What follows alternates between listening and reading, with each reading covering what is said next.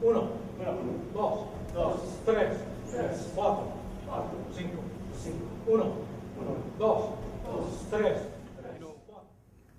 My generation is the generation when Bruce Lee first came out, and you know his movies came out, and so you see Bruce Lee on the screen, you want to be like Bruce Lee, you know, his moves. So actually, my interest in the martial arts was kung fu first because of Bruce Lee, you know, seeing all his movies, until you know this is about mid to late 70s. I'm not exactly sure what date. I saw the Pinoy School of Eskrima do demonstration in the old, it's called Don Quixote now. I think it was the one in Pro City. I forgot what it was called back then, but it's now Don Quixote. Holiday Mart, there you go. But they did a demo in the parking lot, and I was blown away with the demonstration. These guys were going at it with bolo knives. They were hacking at each other, you know, and they were doing it with abandon. I said, wow, this is way better than what Bruce Lee is doing on the screen. This is for real. And that's what piqued my interest in, and at that time, I didn't know there's such a thing as a Filipino martial arts. I didn't know that there's such a thing as Eskrima. Yes, already, yes. At that time I was either in high school or just finished high school. And so I wanted to learn Eskrima, but it's much later, back in 1985 is when I actually joined. From 1970, late 70s when I first found out about Eskrima, not until 1985 when I joined. And it was just through coincidence. At the time, my wife and I were involved in the Wow Filipino community. And she was in charge of the Miss Wow Filipino pageant at the time. And we were interviewing the contestants. This was at the Ilocay, and I was there to assist. And one of the contestants came in with the Batikan, because her father passed away when she was young. And Batikan is the person that she goes to whenever she needs assistance. And it was Batikan who encouraged her to join because she was shy. Rosemary de los Santos. She was very, very shy. Batikan said, as I was saying earlier, Batikan is like that. When he feels that, you need some help, he will help you. If you need a push, he will push you. And he pushed Rosemary to enter. Rose with big glasses, and she doesn't even know how to put on makeup. She didn't know how to dress. Batikan said, you got to do something about that. Enter the contest. And he forced her to enter. And lo and behold, there she was. During the interview, Batikan was just waiting, and I was waiting with him, and he introduced himself. That's how I met him. And through our conversation, I found out that he teaches Eskrima. That got me excited. I said, is that right? And he said, yes, and if you're interested, you're welcome to join. I said, yes, do I want to join? Yes. So after the pageant was completed, no, actually, even before it was completed, I joined, as soon as I was free. Batikan Raymond Tobosa would be considered a grandmaster, but in lieu of the title grandmaster, we use the word Batikan. Batikan, from what it's explained to me, I'm not Visayan. It's a Visayan terminology. From what I understand, it means someone who is an expert in a certain field, someone who is knowledgeable, someone who is learned. So being that it's a Filipino martial art, instead of using the title grandmaster, we use the word Batikan. Well, actually, my main teacher is Batikan Raymond Tobosa. And my second instructor is his brother, Segundo Batikan Teofisto Tobosa. They're like yin and yang. Batikan is rough and gruff and tough, with a soft heart. Manoy Toby, we refer to him as Manoy Toby, although his title is the Batikan also. Manoy Toby is the complete opposite. He is soft-spoken, almost priestly even in his mannerism. Very, very stable, doesn't raise his voice.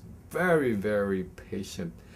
And he's just the nicest man, even the way he corrects. You know, doesn't say much. The thing though is, that's how it is with the two of them. They don't correct much because they could see. They just, within 3 words, you know exactly what they mean. They'll correct you. But with Manoy, it's just that. And actually it works well, the two of them. You have the yin and the yang. And that's how it is in life too. In all of us, you need the yin and the yang. You cannot just have the yin, you cannot just have the yang. That's why I really love that concept, you know, black and white. Because not everything is black and white. Because he could be, you know, Batikan, because he's more, I wouldn't say aggressive, but between the two he is. And Manoy is the one who kind of takes away some of the edge from the Batikan, and he's the one who would always advise us on certain things. So the two of them works really well together. It was, for me, it was really a privilege, you know, to have trained with the Batikan and Manoy Toby. They really, to me, embody the martial arts, the martial arts instructor, you know, martial arts master.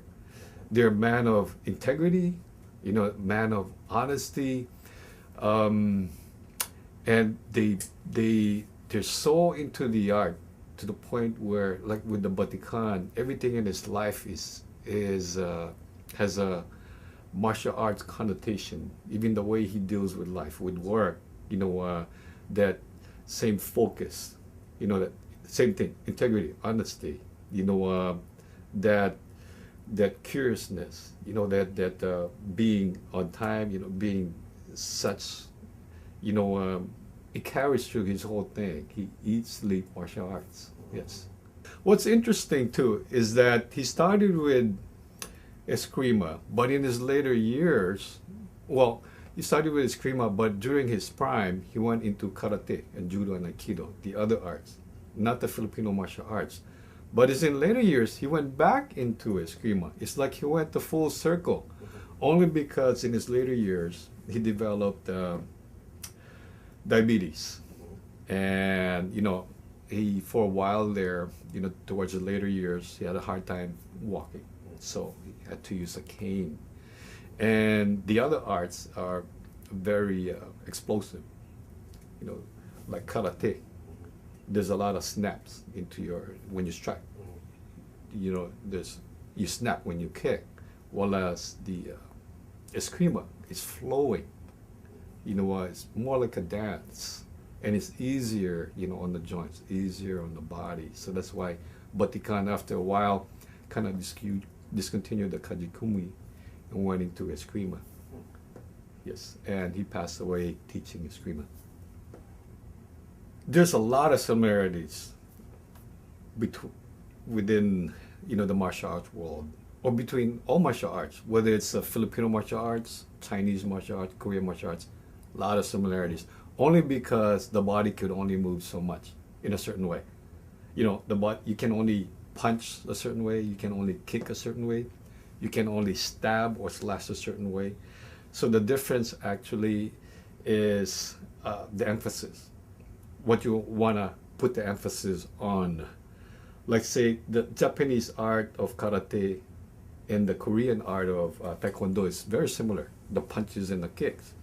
What differentiates the two, because if you're a martial arts practitioner, you know if that person is doing karate or actually doing taekwondo. After a while, you know, you learn the techniques. Or the emphasis is this for certain technique, and that art, they use this technique, and this is their emphasis. After a while, it's just movement. You know, it's just that. It's just this movement, that movement. There's this movement coming, you just react to this movement. To get away from this movement, this is what you do. To generate power, this is what you do. To generate speed, this is what you do. After a while, it's just that. This is the guy's positioning. This is the strategy you're gonna do. His hand is here. This is his options. He's gonna do this, he's gonna do that. You just react to this thing. After a while, it's just that. It's no longer even techniques. You know, for me, it's just that. You know, I just look at things as in that sense. Yes, so after a while, I guess that's how it was with the Batikan, because it's so easy for him to explain things. It's so easy for him to correct. Same thing with the Manoy Toby, because I guess that's how they see it after a while. It's just that, just movement, this, that, how things work. And that's how it is with me too. Now, on the Filipino martial arts, there's emphasis on the footwork. A lot of emphasis on the footwork. There's a lot, because we start out, the Kali Eskrima, unlike other arts, they start out with empty hands. They train with empty hands, and then they usually go into weapon afterwards when you advance. Filipino martial arts is kind of reversed. Usually you start out with a weapon, and then you go into empty hand. Part of it is because of the culture. In the Philippines, those who practice it back in the days were farmers, and they always have knives with them, bolo knife. So if you get into a fight, into an argument, those things come out. So you have to be able to defend with weapons. Weapons come out. So because of that, you have to be able to get out of the way. So the footwork are intricate. You have to be fast with your feet if you don't want to get cut up. So that, to me, is what kind of sets it apart. And you have to angle away from your opponent, and everything has to be quick. And the other thing too is the topography. Growing up in the Philippines, especially in the farm, they walk barefooted, and the terrain is uneven. So more so, you have to be very careful with your feet. More so, a lot of them stay low on the ground. That's the other thing too that the practitioners in the Filipino martial arts do, being low on the ground, only because again of the terrain, and two, getting away from the strikes that's coming at you. So that's really what kind of sets it apart. Filipino martial art is more like a dance, although it's a lethal dance. I guess you can say if you're in a fight, it's a dance of death.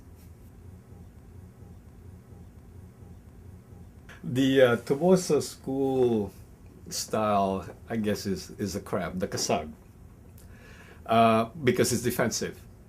If you've gone crabbing or had bought crab, in the market, as soon as you come near, you touch the crab, does this, try to get you away from it, and it moves from side to side. A lot of our footwork are going on. We angle side to side, getting away from the strikes, and again, we're defensive. That's why the logo, the kasag. Kasag is the Bisayan for crab.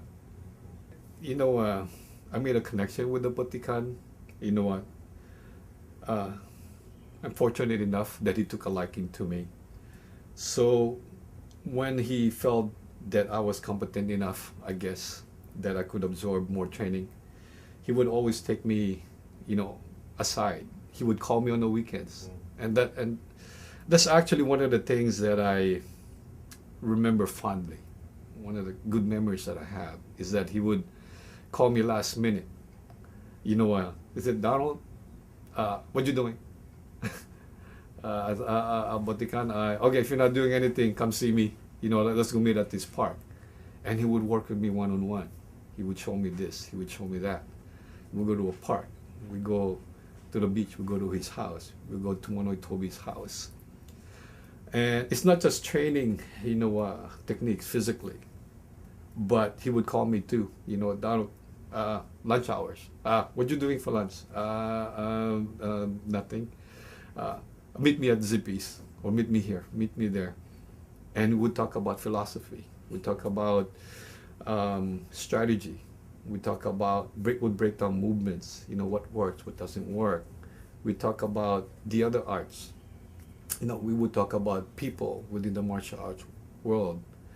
Or whenever he has any guest, out of town guest, those who practices the art, he would call me.